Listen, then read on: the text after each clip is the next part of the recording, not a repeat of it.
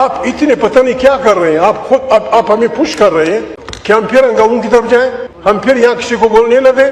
جناب اسپیکر، دنیا کا قانون ہے، دنیا کا قانون ہے بدترین قاتلوں کو، بدترین ڈاکوں کو، بدترین ڈرگ ٹریفکرز کو، بدترین بدکار انسانوں کو جیلوں میں بند کیا جاتا ہے، لیکن ان کی ملاقات پہ پابندی نہیں ہوتی۔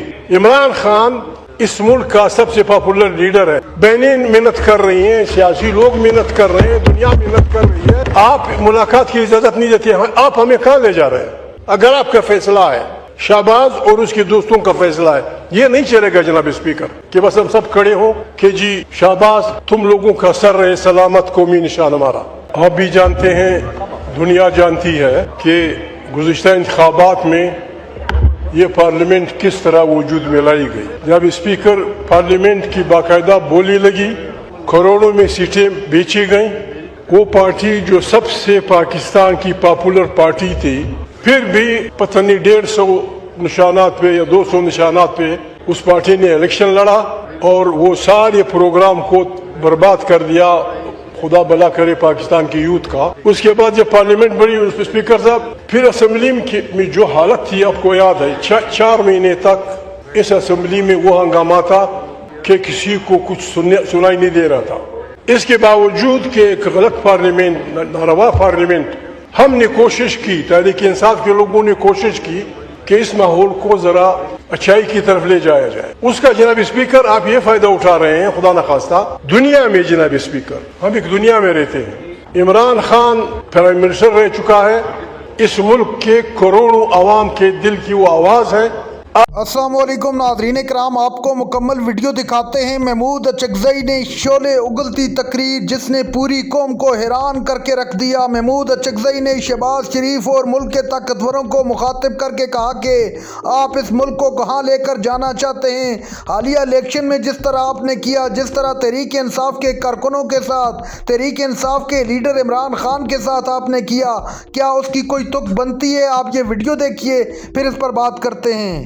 ایسا نہیں ہوگا جناب اسپیکر، یہ پارلیمنٹ پاکستان کی طاقت کا سرچشمہ تھا۔ دکھ ہوتا ہے جناب اسپیکر، میں کسی کا نام نہیں لیتا، وہ پارٹیاں جو چھوٹے صوبوں کی رہنمائی کرتی ہیں، وہ کرتی ہیں جناب اسپیکر، انہوں نے بھی 26ویں ترمیم کو ووٹ دیا، 7ویں کو ووٹ دیا۔ اگر چھوٹی پارٹیاں ووٹ نہ دیتی، 24ویں ترمیم نہیں ہونی تھی، 27ویں نہیں ہونی تھی۔ ہم گناہ کر کے پھر گناہ کے پیچھے لگے رہتے ہیں جناب اسپیکر۔ آپ کا ملک جل رہا ہے، ہمارا ملک جل رہا ہے۔ آپ کے 2 صوبے انڈس سے اس پر، بلوچستان اور خیبر پختونخوا جناب اسپیکر، کوئی یہ مانے یا نہ مانے، خانہ جنگی نہیں بلکہ بدترین جنگ کی طرف بڑھ رہے ہیں۔ جس ملک میں جناب اسپیکر، ڈپٹی اسپیکر آپ اس پارلیمنٹ میں رہے ہیں، علماء دین، سیاسی کارکن، سیکیورٹی فورسز، پولیس والے، فلانا والے، جناب اسپیکر کتنے علماء ابھی حال ہی میں جناب اسپیکر مولانا ادریس کو دن دہاڑے چرسدے کے بازار میں گولیاں ماری گئیں۔ جناب اسپیکر، اگر آپ نے اس ملک کو خدا نخواستہ باجوڑ سے لے کر وہ خیبر کا آدمی بیٹھا ہوا ہے، مہنگائی کا یہ حال ہے جناب اسپیکر، مہنگائی 6 کروڑ انسان پہلے ہی خط تنسیق اسی نیچے زندگی گزار رہے تھے، آپ نے ٹیکسز لگا کے مہنگائی آسمان تک پہنچا دی ہے۔ ہم آپ سے ریکویسٹ کریں گے، آپ ہمارے کولیگ ہیں، یہ نہیں کہ ہم اپنی کمزور ہیں جناب اسپیکر، اگر عمران خان کی ملاقاتوں پہ یہ پابندی رہی، پھر جناب اسپیکر ہم سے گلہ نہ کریں کہ پارلیمنٹ نہیں چل رہا، پھر ہم سے گلہ نہ کریں کہ پارلیمنٹ میں کیا ہو رہا ہے۔ جناب اسپیکر، وہ شریف آدمی بیمار ہے، کیا مطالبہ ہے اس کے خاندان کا، کیا مطالبہ ہے اس کے کولیگ کا؟ قیدی ویسے بھی پراپرٹی ہوتا ہے گورنمنٹ کی، اگر وہ ہندوستان کے جو جاسوس آپ وہ گرفتار کیے تھے ان کا بھی علاج ہوتا تھا۔ یہ آدمی پرائم منسٹر نہ صحیح، فلانا نہ صحیح، پاکستان کا سٹیزن ہے اور وہ کہتا ہے مجھے فلانے اسپتال لے جاؤ، اس میں کون سی بری بات ہے جناب اسپیکر؟ اگر واقعی شہباز صاحب آپ لوگ سارے کی ٹینشن کم کرنا چاہتے ہیں، within a week Imran Khan کی پابندی کو آپ جس اسپتال میں وہ علاج کرنا چاہتے ہیں وہاں پہنچائیں، یہ ٹیمپریچر کم ہو جائے گا جناب اسپیکر۔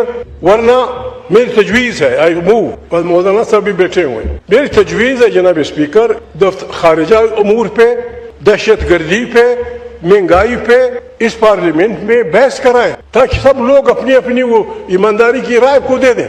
جس اسپیڈ میں آپ وہی قانون سازی کر رہے ہیں، تقریباً जब से ये पार्लियामेंट बनी है, गौर साहब को ज्यादा पता होगा, आपने इन कानून साजियों पे 7 घंटे लोगों को बोलने की इजाजत दी है। सिर्फ 7 घंटे लोग बोले हैं जो आप वो कर रहे हैं। जनाब स्पीकर, ये तरीका हमें कबूल नहीं है। महंगाई के खिलाफ हमने मजबूरन उठना होगा। आपसे भी हमारी रिक्वेस्ट होगी।